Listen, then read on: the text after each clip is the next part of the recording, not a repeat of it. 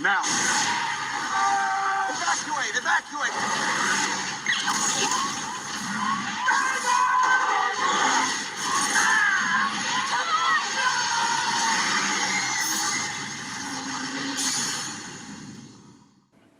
Hello everybody, welcome back to Screenstars. Today I'm doing another video game movie review and I'm taking a look at the 2005 science fiction horror action film Doom. The film is directed by, and I know I'm going to butcher this, so be patient, Andrzej Bartkowiak. And it stars Carl Urban, Dwayne Johnson, Rosamund Pike and Ben Daniels. Now this is of course based on the famous Doom video game series, and it focuses on a group of Marines who are sent to Mars because they have lost contact with a group of scientists. As we know, followers of Doom, this doesn't end well, and the Marines get up there and it becomes a fight for survival against these genetically enhanced demonic creature things. Right, what are my thoughts on Doom? Well, I remember when this came out being quite excited for it, because I mean, at the time, you know, Dwayne Johnson, or as he was mainly known back then with The Rock, was just finding his feet in Hollywood, and you know, he was picking quite interesting projects, and you know, this seemed like a step up at the time for him. Really, I could be wrong, but it felt like it to me at the time.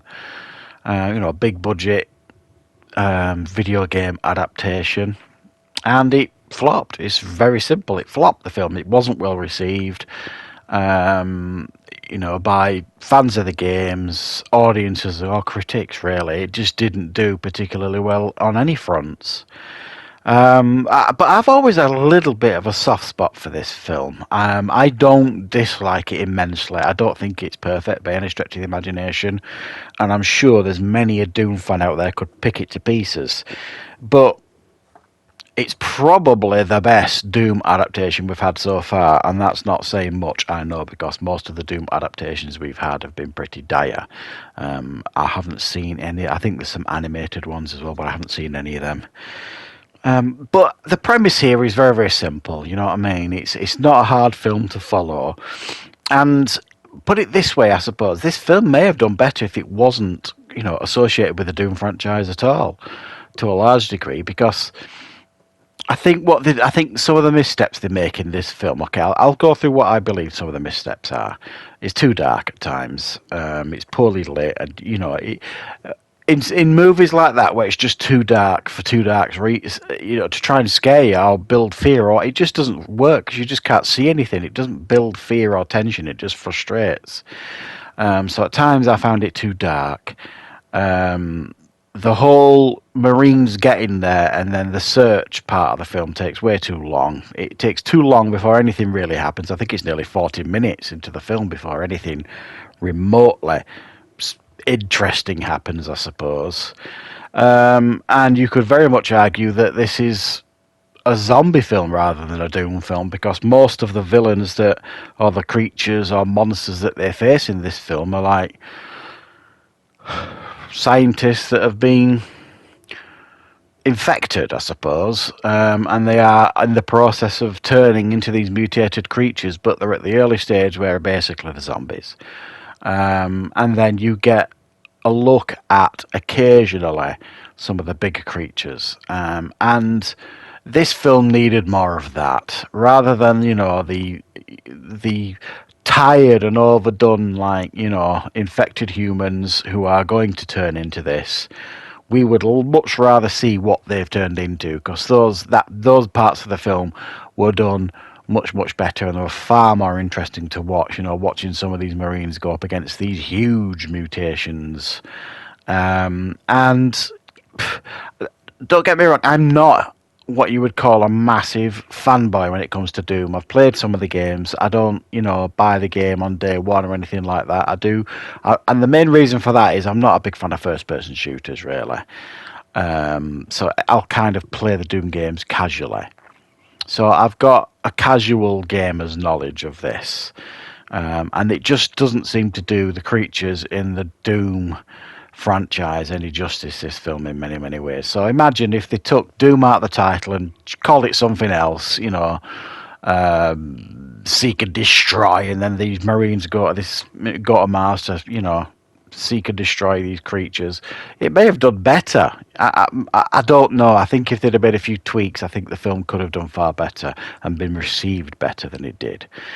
Obviously, we get Karl Urban as well here, who surprised many at the time, certainly surprised me, is the change in characters. You know, he kind of starts off as just one of the grunts or one of the soldiers in the squadron, and becomes the main character. And Rosamund Pike plays his sister, Samantha. So you've got that kind of family connection there. And she's one of the scientists up on Mars.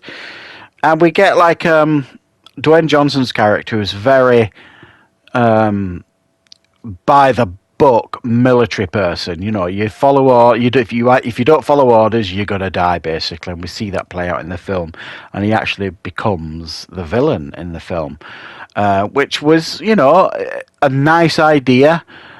Did it pay off? No, not necessarily, because I just don't think that, you know, the battle between Karl Urban and Dwayne Johnson was fun or interesting enough or went on long enough. I didn't set it up. It didn't take long enough. You know, they didn't establish a huge amount of tension between the characters before the fight took off, other than Dwayne Johnson, you know, killing like a grunt that everybody disagreed with. But, you know, the whole conversion from Dwayne Johnson's character at the beginning of the film, who is a very dedicated, you know, sergeant, you know, who's very protective of his squadron and wants to do the right thing and follows orders to the letter, to become, by the end of the film, you know, 3/4 into the film, this villainous character. It just doesn't earn it, if you like, the film, to a large degree. And at this stage in his career, I'm not sure Dwayne Johnson pulled it off to its full effect. But there's some great moments in the film. I think the whole first-person sequence that they do in the film was really excellently done, and a real respectful nod, I think, to the games. You know, that I'm not even sure how long it lasts, 5-10 minutes or so of the Karl Urban character going through the corridors from a first-person perspective, killing the creatures and mutations. I thought that was an excellent idea. And overall, I do think there's some fun here to be had with this film. But like I say, it is definitely not without its problems, this film. But I don't think it's anywhere near as bad as it was first reviewed and stuff. And if it's a film you've either not seen or haven't visited for a while, it might be worth checking out. It's a fun watch. There are some fun moments in it, and it's got some really strong production values as well. You know, it doesn't look cheap or feel cheap or anything like that. And there's some exciting moments in the film as well. So it's not all negatives with this film by any stretch of the imagination, and it's a film I recommend you checking out if you've never seen it. So thanks for watching, guys. I hope you enjoyed this video game movie review. I will, of course, be back with plenty more reviews and content on the channel very, very soon.